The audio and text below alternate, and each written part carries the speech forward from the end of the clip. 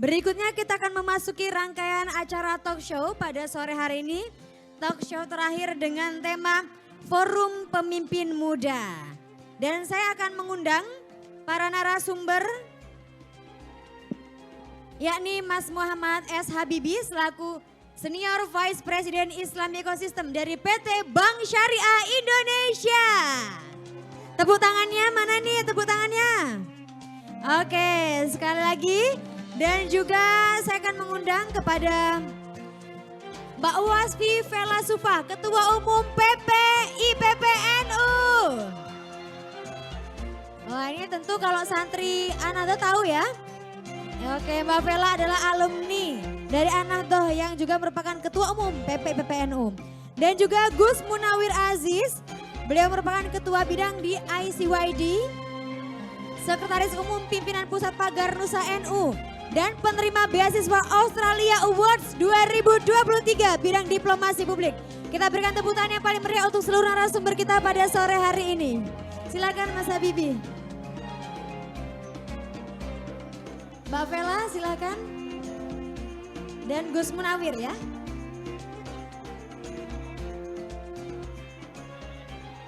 Baik, sudah bersama kita pada sore hari ini. Ini para tokoh-tokoh muda yang luar biasa. Beliau-beliau juga yang termasuk menginspirasi saya sebagai para santri. Boleh dong kita kasih tepuk tangan yang paling meriah? Oke. Di sini ada yang jurusannya IPS. IPS suka accounting, akuntansi? Ada ya? Nah, nanti belajar langsung dari Mas Habibi dari BSI. Baik, alhamdulillah pada sore hari ini Mas Habibi bagaimana, sehat kabarnya? Alhamdulillah. Alhamdulillah sehat. Baik, ini luar biasa Mas Habibi. Selama ini saya hanya lihat dari Instagramnya teman saya, namanya Nadia Mas. Oh. Salam dari teman saya Nadia Mas katanya. Iya. Kita satu pabrik tapi beda cetakan. Oh gitu ya. Oke, terima kasih Mas Habibi sudah hadir sore hari ini. Juga ada Mbak Vela, selamat sore Mbak Vela, Ketum PPI PPNU, mana ini rekan-rekan Nita? Halo. Ini kayaknya Hai. pasukannya semuanya nih Mbak Vela. Oke Mbak Vela, terima kasih sudah hadir sore hari ini. Dan juga salah satu inspirator saya, yang paling ujung ada Gus Munawir Aziz. Kita berikan tepuk tangan juga. Terima kasih. Assalamualaikum teman-teman semua. Waalaikumsalam warahmatullahi wabarakatuh. Baik, terima kasih. Sore hari ini Mas kita ingin berbincang tentang kepemimpinan pemuda. Nah tapi kita langsung ingin mendengarkan terlebih dahulu dari Mas Habibi ini pakarnya pemimpin, santri dan muda. Dan terbukti sudah hari ini berada di sebagai Senior Vice President Islam Ecosystem PT Bank Syariah Indonesia. Mas Habibi silahkan. Oke, terima kasih. Assalamualaikum warahmatullahi wabarakatuh.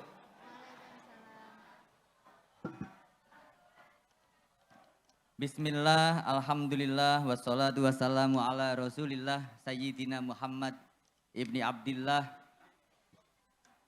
La haula wa la quwata illa billah, amma ba'du. Ini saya manggilnya apa nih ya, adik-adik, teman-teman atau kakak-kakak nih?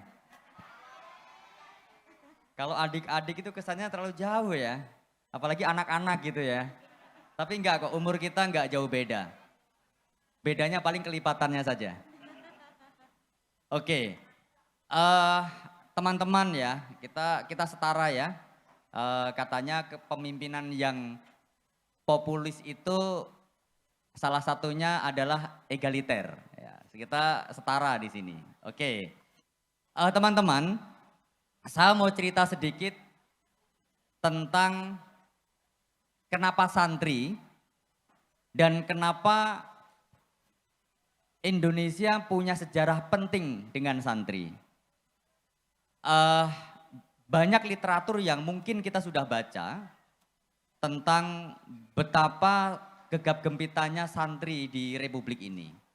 Tapi cerita itu mendadak menjadi satu cerita mistisisme yang kemudian itu menjadi satu cerita yang kadang-kadang kita sendiri lupa bahwa cerita itu perlu direvitalisasi dalam satu aksi konkret hari ini. Tantangan hari ini jauh berbeda dengan tantangan di masa lampau. Mungkin 20 tahun yang lalu saya mengalami fase yang teman-teman jalani hari ini. Saya juga mantan pengurus IPNU. Saya dulu waktu masih di sekolah, di pondok pesantren, selain saya sebagai ketua OSIS, saya juga menjadi ketua IPNU.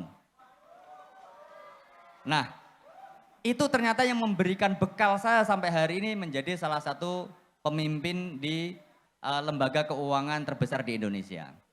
Lembaga keuangan syariah terbesar di Indonesia. Nah, teman-teman, saya mau cerita begini.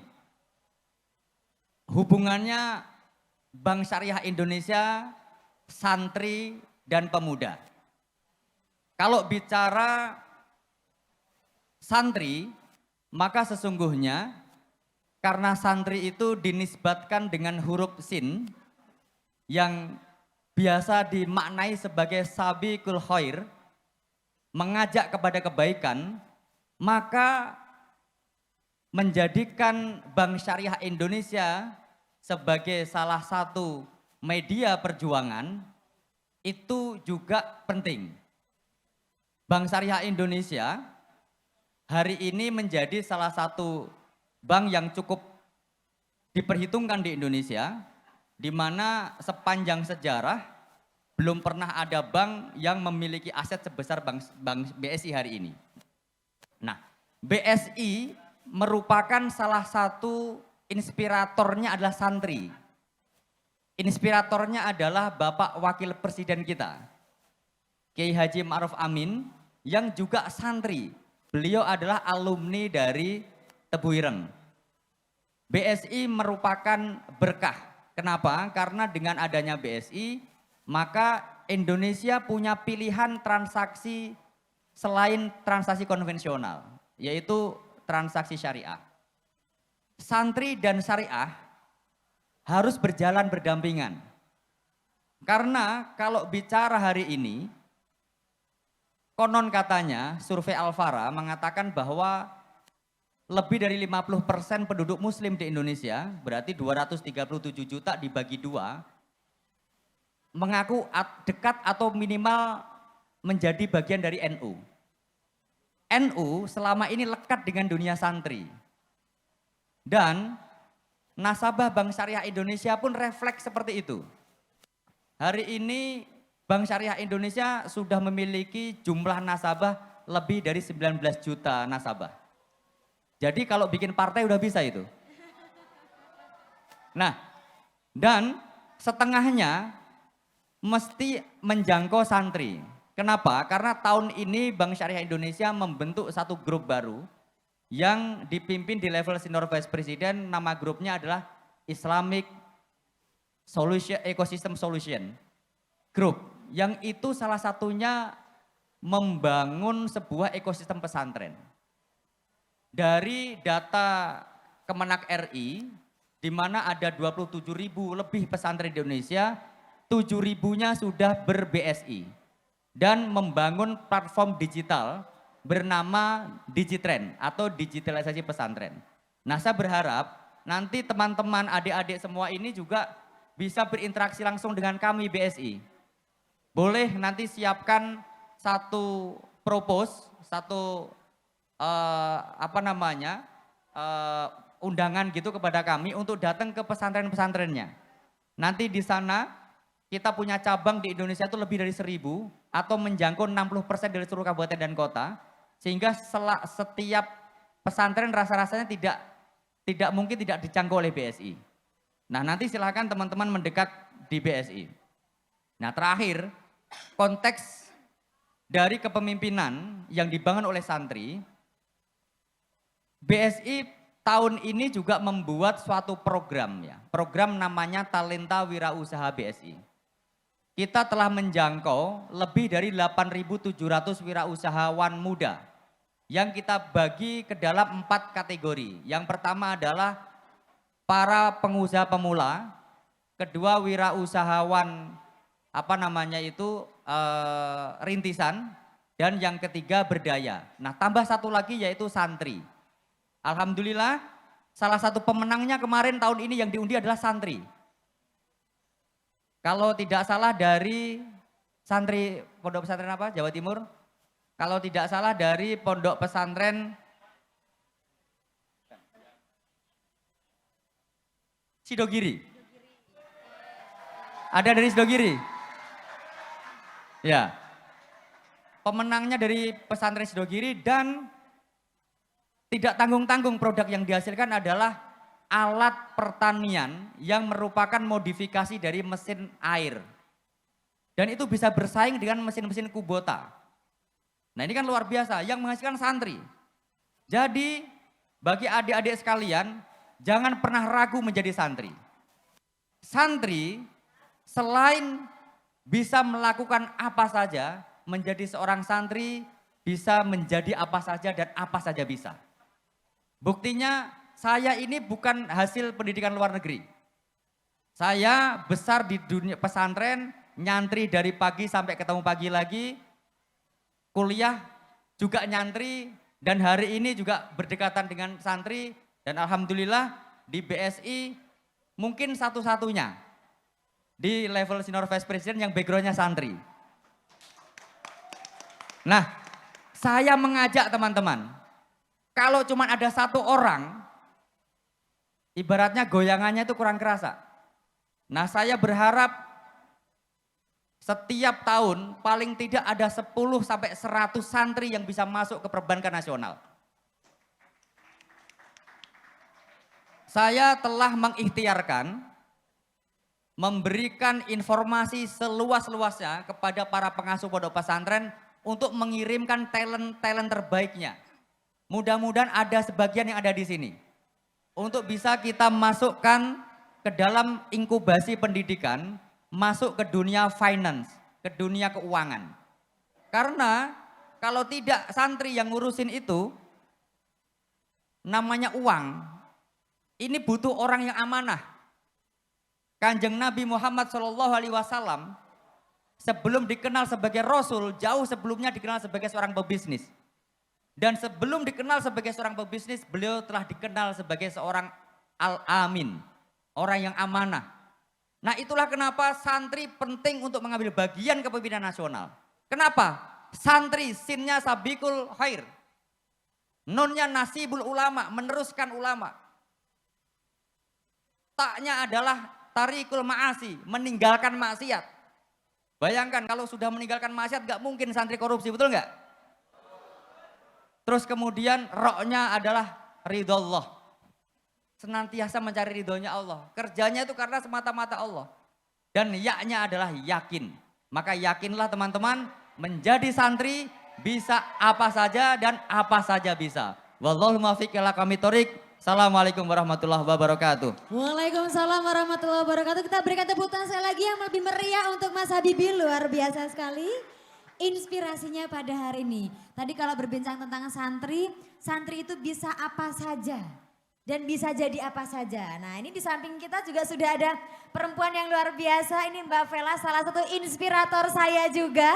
Pemimpin muda perempuan di level nasional.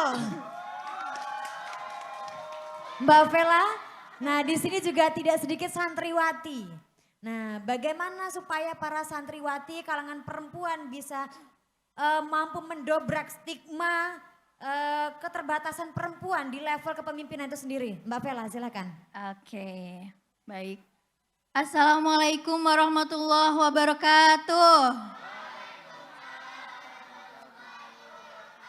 Aduh, kurang semangat nih kayaknya. Mau buat semangat dulu. Siapa kita? Apa? Anahdo. Siapa kita? Pelajar NU, gitu ya. Ibnu IPPNU, belajar, berjuang, Ingat ya, oke. Siapa kita? Siapa kita? Ibnu IPPNU. Oke, ternyata masih semangat ya. Bicara soal perempuan nih, rekan dan rekanita semua. Saya mau nanya sebenarnya, kita dalam unit terkecil dalam keluarga, siapa sih madrasah pertama, sekolah pertama dalam unit keluarga? Bapak apa Ibu? Ibu. Jadi calon-calon madrasatul ula ya perempuan. Iya toh? Nah, yang paling kuat ya, ras terkuat di bumi. Jadi keluarga deh, pasti emak-emak. Meskipun ya kadang-kadang sen kanan belok kiri ya.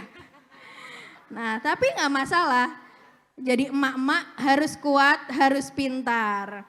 Nah, kita tahu pada tahun 2020, saya mendapatkan data survei ILO, International Labour Organization, ada banyak CEO perempuan itu di Indonesia sebesar 15%.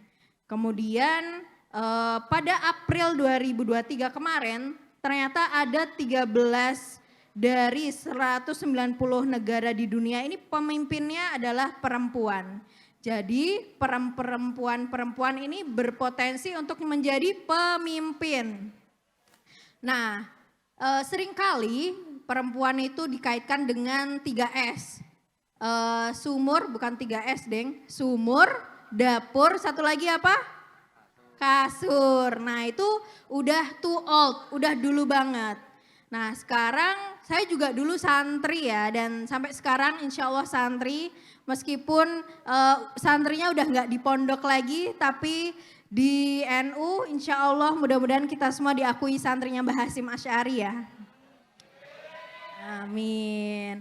Nah, mungkin aku langsung aja punya tips-tips ya, karena udah sore, jadi langsung cepet aja. Dalam hidup, dalam perjalanan kita ke depan dari dulu sampai sekarang, nah ada beberapa hal yang membuat saya seperti ini, ada beberapa karakter yang harus kita miliki, dan mungkin teman-teman tahu semua, skill abad 21, siapa yang udah tahu? Hai, oh siapa tuh? Bisa disebutin, tadi ada yang tunjuk tangan kayaknya, ada yang angkat tangan. Silakan yang finalis ini ya, salah satu finalis. Yang pakai jas boleh diberikan mikrofonnya Mas, dibantu.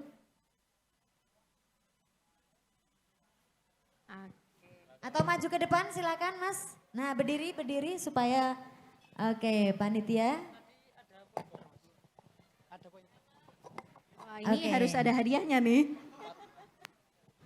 Porsi ya kak ya? Porsi oke baik. Baiklah untuk skill ABA 21 ya kan 21 century skill itu ada 4 dasar fundamental banget.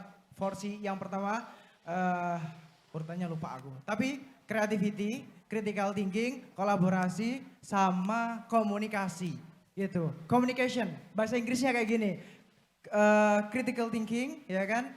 Habis itu creativity, habis itu collaboration, and then communication gitu. Oke, tepuk tangan. Ini hadiahnya ada kan ya Mbak? Hadiahnya Mas dikasih ya nanti. Oke. Oke baik silakan. Nah betul sekali tadi ada 4 C yang terdiri dari critical thinking, apalagi ini adalah learning skill ya. Teman-teman masih di pondok, masih 24 jam bersama guru atau pengasuh atau juga pembina yang mana kita bisa gali banyak hal dan pelajari banyak hal di sana. Jangan sampai waktu kita terbuang sia-sia di sana. Nah kemudian yang kedua tadi creativity. Teman-teman pasti punya wadah tempat kreativitas juga ya. Ada OSIS, ada juga kalau di PPNU tentu punya pimpinan komisariat ya. Nah dari hal yang kecil, dari kolam yang kecil itu kita belajar untuk berkreativitas. Nah sampai suatu saat nanti rekanita semua, rekan dan rekanita bisa bikin acara yang sekeren ini. Nah itu juga butuh skill yang harus diasah. Kemudian collaboration. Nah kita lihat kalau kolaborasi ini adalah berbagi beban ya.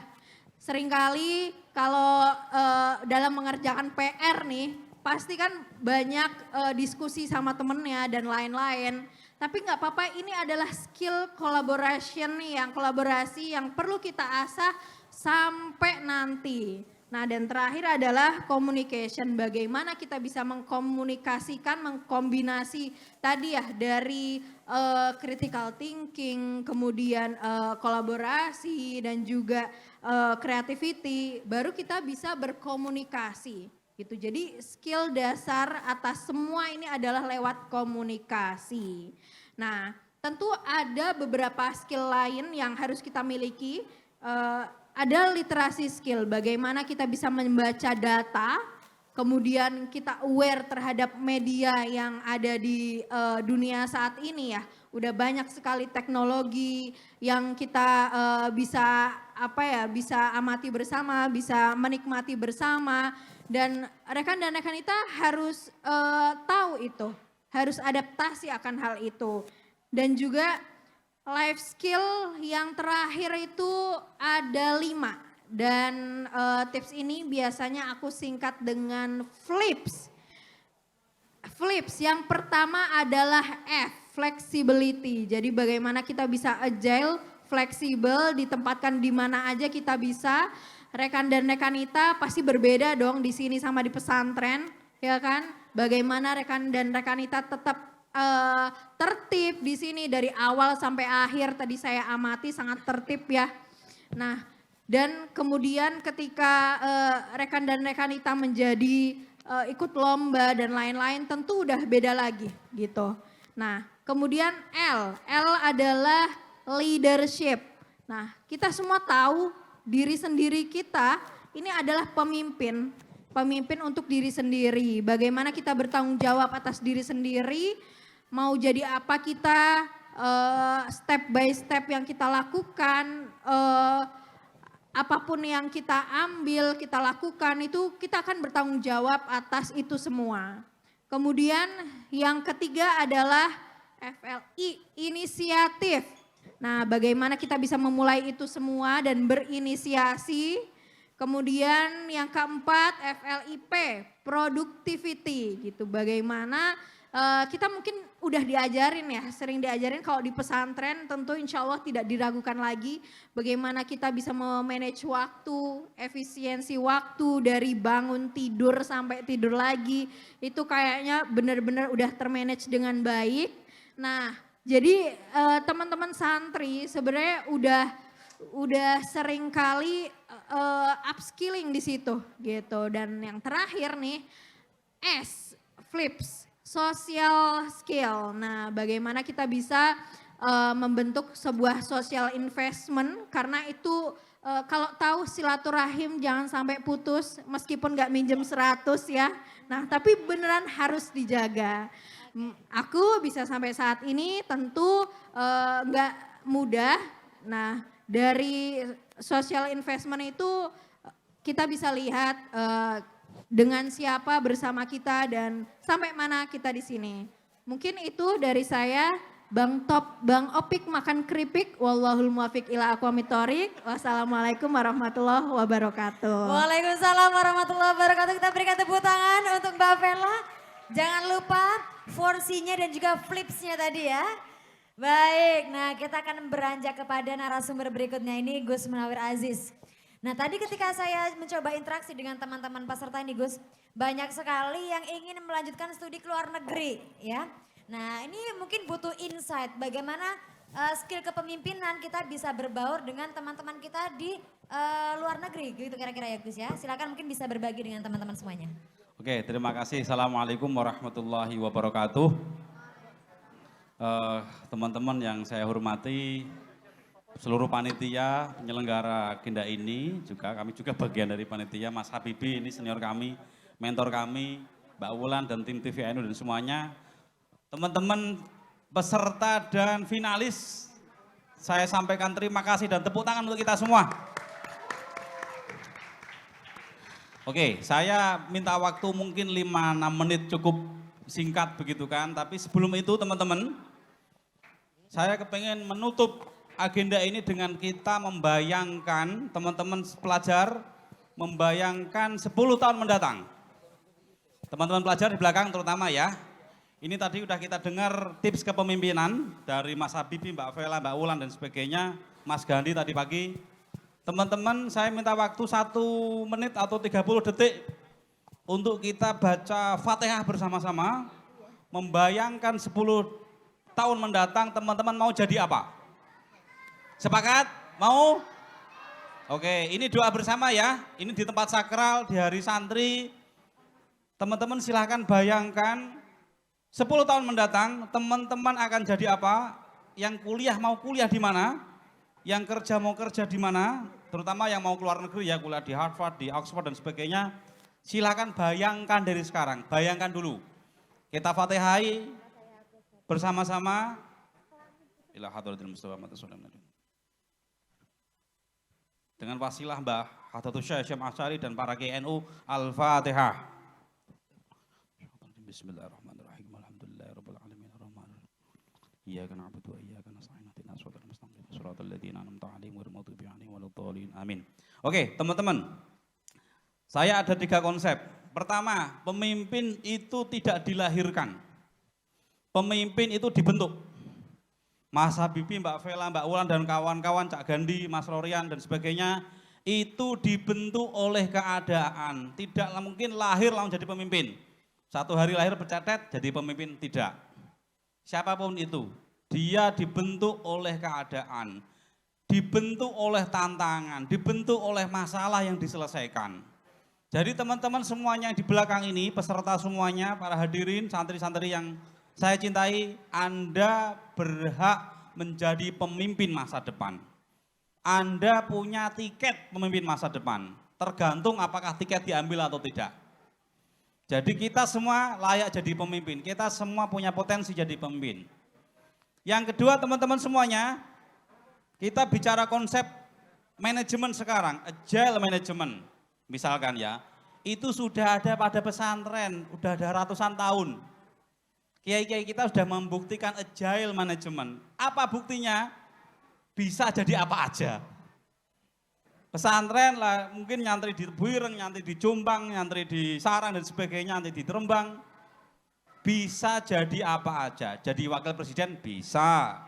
Jadi presiden insya Allah nanti bisa. Jadi menteri sudah banyak gitu kan. Jadi presdir BSI insya Allah sebentar lagi gitu kan. Jadi dubes sudah banyak, jadi santri itu bisa jadi apa aja. Ini agile management, membentuk orang bisa menangkap peluang dengan skill yang dibangun sejak sekarang. Konsep yang lain, konsep modern yang dicetuskan oleh guru-guru besar manajemen mungkin di berbagai negara ya. Collaboration, skill abad 21. Pesantren 50 tahun yang lalu sudah membuktikan itu. Ikut makan bersama di nampan, collaboration sejak dari bangun tidur. Kita sudah punya itu semua. Teman-teman jangan minder, kita sudah punya semuanya. Kita sudah punya nilai-nilai untuk menjadi orang masa depan, future skills. Kita sudah punya, sejak dari kecil kita dilatih untuk berbahasa lebih dari 1. Bahasa Madura, bahasa Jawa Timur, bahasa Jawa, bahasa Arab, bahasa Indonesia dan sebagainya. Teman-teman sudah multilingual sejak dari bangun tidur menjadi tidur lagi. Nah tinggal kita tambah bahasa-bahasa internasional, bahasa Cina, bahasa Inggris. Jangan lupa teman-teman kalau bisa bahasa Inggrisnya 6,5 atau 7 IELTS-nya, tiket luar negeri gampang dicari. Sekarang beasiswa banyak, tinggal teman-teman carinya gimana. Kita semangat bareng-bareng, asah skill tadi yang disampaikan, tetap berikhtiar, tetap belajar, dan jangan lupa minta doa orang tua, doa ibu, sowan kiai, ziarah kepada guru-gurunya yang sudah meninggal. Itu kuncinya. Terima kasih dari saya. Assalamualaikum warahmatullahi wabarakatuh. Waalaikumsalam warahmatullahi wabarakatuh.